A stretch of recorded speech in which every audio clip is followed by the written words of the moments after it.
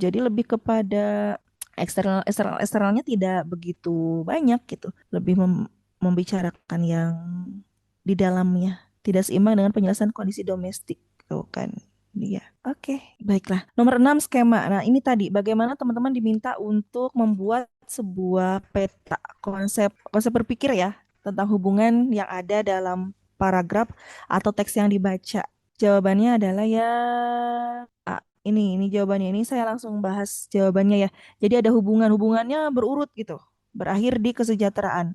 Bagaimana faktor pendukung ada eksternal dan domestik, stabilitas ekonomi itu berpengaruh tentang adanya investasi FDI dan investasi kapasitas penawaran naik ya. Ini berhubungan, jadi berlanjut hubungannya. Ini ke sini dan berakhir di kesejahteraan. Saya coba bandingkan dengan yang lain. Satu aja barangkali ya. Ini sangat bergantung ke paragraf ya teman-teman ya. Bagaimana kerangka paragraf itu berjalan. Ngomongin apa sih teksnya? Bagaimana perjalanannya? Majukah, mundurkah? Kalau ini bagaimana? Faktor pendukung turun ke dampak positif. Nah, ini hubungannya agak kurang jelas. Peningkatan ekonomi, kesejahteraan masyarakat. Tidak ada hubungan antara ekspor, produktivitas, teknologi dengan kesejahteraan. Padahal seharusnya ada hubungan. Jadi lanjut hubungannya ya.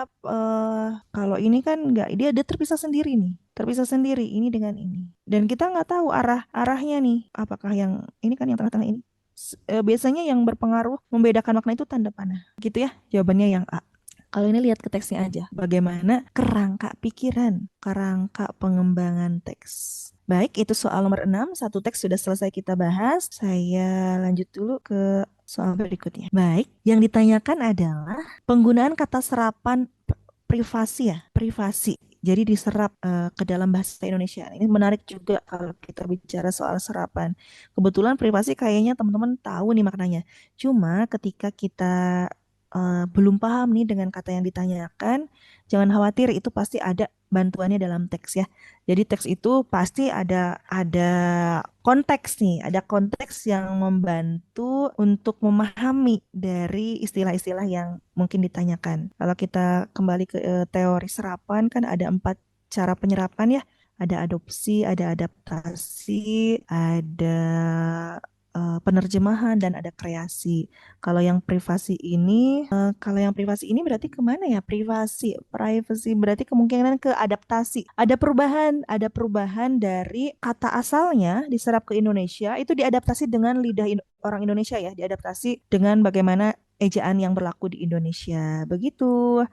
Yang manakah yang mengarah kepada makna privasi? Jawabannya ada di pilihan, bentar. Kebebasan atau keleluasaan pribadi sangat aman dan disalahgunakan. Ini nggak relevan ya, privasi itu kan kebebasan, keleluasan. Jelas nggak ada hubungan dengan kebebasan, bertentangan. Kemudian keterkaitan dengan keamanan dan kerahasiaan data pribadi. Nah, ini bisa jadi yang kedua ya. Tadi yang ada satunya kita coret nih. Nah, kemungkinannya di C atau E. Udah mengerucut. Boleh pakai cara eliminasi. Ini akan mempermudah kita. Lalu tiga. Nah, kita lihat tiga dulu. Kontrol atas informasi pribadi yang dibagikan secara online mungkin disalahgunakan oleh pihak lain. Informasi pribadi yang dibagikan secara online kalau privasi enggak lah. Enggak menurut bukti ilmiah bukan. Ini bukan kronologi. Jadi jawabannya yang A. Begitu? Itu soal nomor 8. Kita lanjut. 9. Hubungan koherensi. Oke, sebelumnya adik-adik sudah pernah mendengar istilah kohesi koherensi kah? Kalau masih asing akan saya singgung terlebih dahulu. Paragraf itu punya syarat. Jadi nggak akan bisa disebut paragraf kalau tidak memenuhi syarat. Syaratnya ada dua. Ada kohesi. Kohesi itu artinya padu. Padu itu ditandai dengan apa? Ditandai dengan adanya nanti jadi turun nih. Ini kan syarat nih. Ini syarat. Nah, dari syarat turun ke unsur, turun ke unsur. Karena harus kohesi, artinya harus padu, berarti unsurnya harus ada gagasan. Gitu. Artinya padu itu apa? Mengandung gagasan yang sama. Yang kedua adalah koherensi. Nah, koherensi itu apa? Koherensi itu adalah hubungan. Hubungan apa? Bisa jadi antar kalimat atau antar paragraf ya. Antar kalimat atau antar paragraf. Jadi hubungan. Nah, ditandai dengan apa hubungannya? Kalau tadi kohesi turunnya ke gagasan, kalau koherensi turunnya ke unsur yang berikutnya. Harus ada kalimat utama dan kalimat penjelas. Gitu. Jadi sangat jelas ya. bagaimana penurunan syarat dan unsur ini. Kohesi itu padu ditandai dengan gagasan, koherensi itu hubungan antar kalimat antar paragraf. Dari mana kelihatannya? Dari hubungan kalimat utama dan kalimat penjelas. Ke sini saya fokusnya ke ciri-ciri. Kalimat penjelas itu punya ciri loh. Kalau kalimat utama dia bisa berdiri sendiri ya. Kita nggak perlu bahas, itu sudah kelihatan dari kalimatnya aja umum. Tapi kalau kalimat penjelas, nah karena kalimat utama itu cenderung di bagian awal, jadi dia tidak akan sulit dibedakan. Ada hubungannya tidak dengan kalimat lain. Tapi kalau kalimat penjelas, nah ini akan banyak persoalan nih karena dia kan sifatnya menjelaskan. Bisa jadi penjelasannya itu tidak koheren dengan kalimat utamanya. Nah, cirinya kalimat penjelas ada apa? Ada repetisi atau pengulangan. Jadi kata-katanya diulang. Yang kedua adalah konjungsi. Nah, seperti tadi, oleh karena itu adalah penanda, penanda koherensi, penanda makna ada hubungan, begitu ya. Konjungsi. Kemudian ada juga kata rujukan. Ada tiga tentang syarat paragraf ya. Tentang unsur. Syaratnya ada dua, kohesi koherensi. Turun ke unsur. Karena harus padu, jadi harus ada gagasan. Karena harus koherensi, jadi harus ada kalimat utama dan kalimat penjelas gitu. Koherensi antara paragraf kedua dan ketiga. Nah, hubungan antar kalimatnya antara paragraf kedua dan ketiga adalah yang mana? Paragraf kedua itu tadi menjelaskan apa? Karakteristik ya, internet yang interaktif, deskripsikan. Kemudian paragraf ketiga itu membahas masalah baru itu bukan di internet. Coba kita cek kembali. Beragam karakteristik. Kalau ini masalah baru. Nah, artinya apa nih hubungannya? Nomor 9 jawabannya yang mana? Menjelaskan karakteristik internet termasuk sifatnya yang interaktif dan memungkinkan siapa saja mengakses, menguraikan beberapa kasus yang menimbulkan kecanduan, menggambarkan dampak positif dan negatif, alasan yang menekankan pentingnya kesadaran, pergeseran dampak negatif si muda. Oh, oke. Jadi lebih ke maknanya ya. Maksudnya nih kemana nih? Sensitif terhadap dampak negatifnya. Kemudian di sini ada anak-anak ya. Tapi dia disampaikan ada manfaat dan kekurangan positif negatif. Berarti tapi fokusnya lebih kepada masalah. Berarti jawabannya yang E ya, terutama pada generasi muda. Ini didukung oleh tadi anak-anak, pecandu, rehabilitasi, sensitif ya, begitu.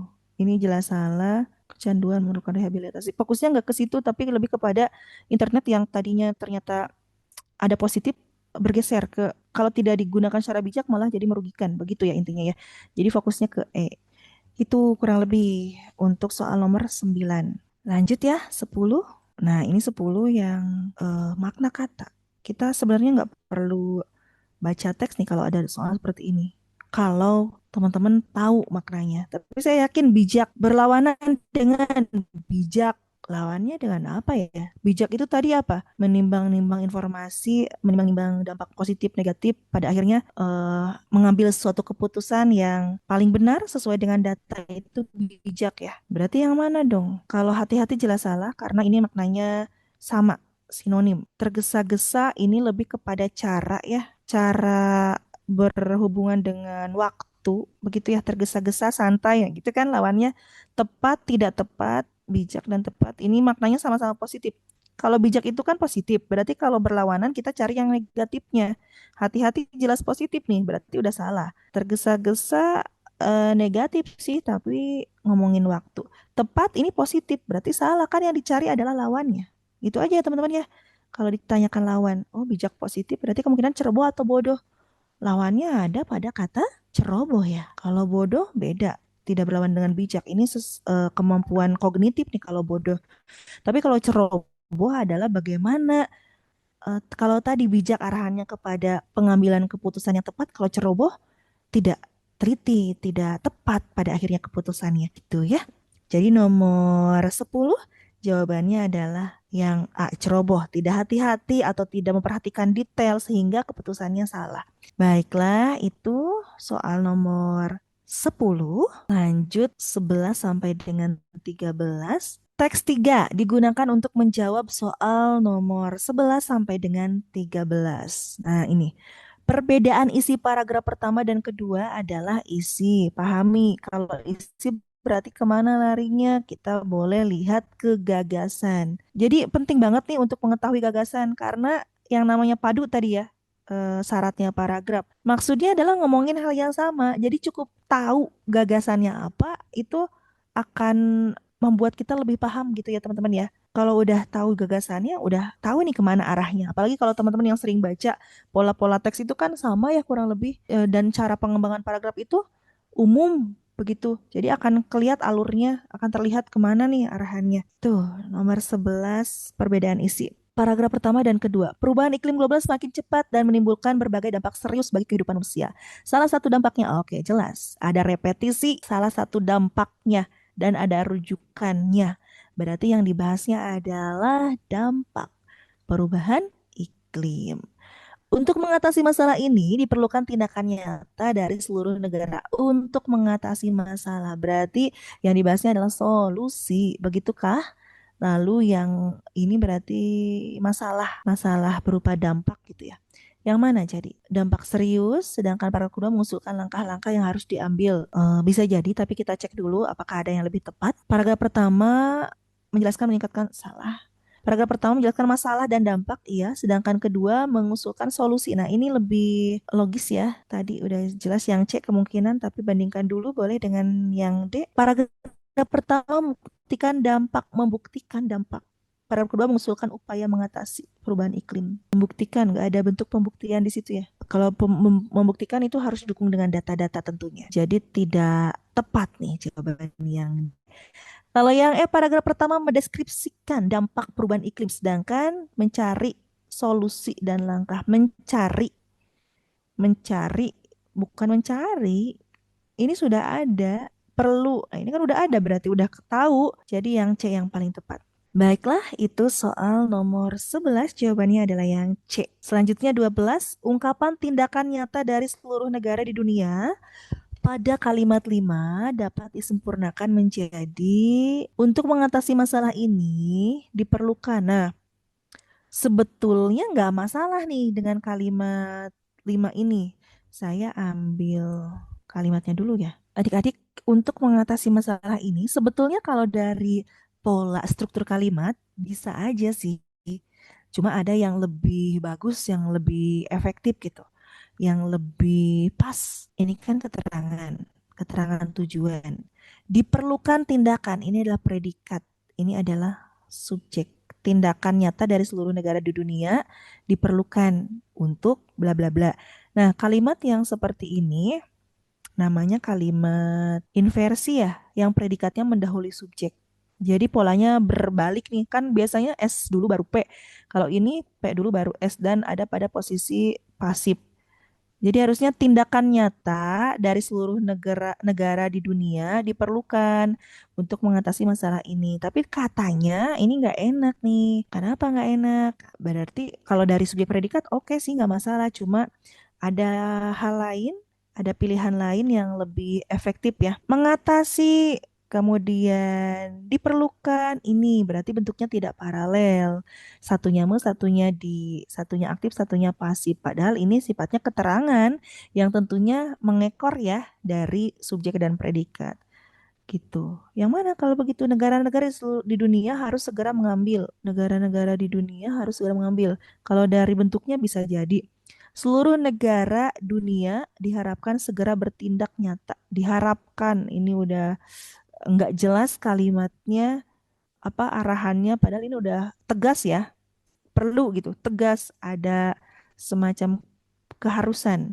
Tindakan nyata harus diambil segera ini sama harus diambil segera oleh negara-negara. Fokusnya kan harusnya ke negaranya ya, bukan ke tindakannya. Negaranya nih harus bertindak gitu kan, harus harus punya peran. Jadi si subjeknya sebaiknya adalah negara, bukan ke tindakan. Biar jelas aktifnya siapa yang melakukan perbuatan aktif itu, ya negara dong, bukan tindakan gitu. Jadi ini salah, negara-negara perlu mengambil. Nah ini jelas siapa yang mengambil negara, apa yang diperlukan tindakan. Jadi ini kan subjek itu apa atau siapa ya?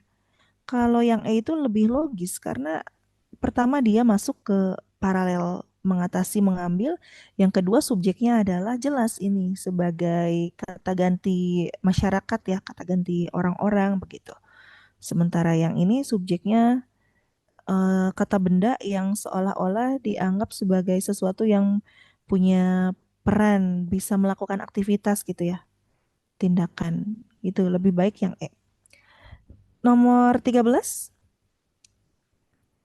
Kalimat terakhir, paragraf di atas tidak efektif. Jika tidak, koma ini benar. Sehingga dampak perubahan nih, kata sehingga yang mengganggu ya, sehingga jika tidak dampak perubahan iklim, kan ini konjungsi nih. Jika tidak itu konjungsi. Boleh nggak sih konjungsi di depan? Ya nggak masalah kan ini konjungsi antar kalimat. Tapi dia nggak akan masuk kepada pola kalimat. Jadi setelah konjungsi ini harus ketemu subjek. Ternyata ketemunya sehingga, ketemunya keterangan. Kalau ketemunya keterangan sehingga dampak perubahan iklim akan terus memburuk, dari sehingga sampai dengan bumi ini semuanya keterangan. Salah dong. Kan kalimat itu tadi harus ada apa? Harus ada subjek dan predikatnya. Mana subjek predikatnya? Tidak ada. Kenapa tidak ada? Gara-gara ada kata sehingga. Kenapa ini kata sehingga mengganggu? Karena dia adalah konjungsi yang berperan mengisi bagian keterangan. Sehingga yang terjadi adalah keterangan itu menutupi S dan P-nya. Jadi si subjek predikatnya tersembunyi dalam keterangan.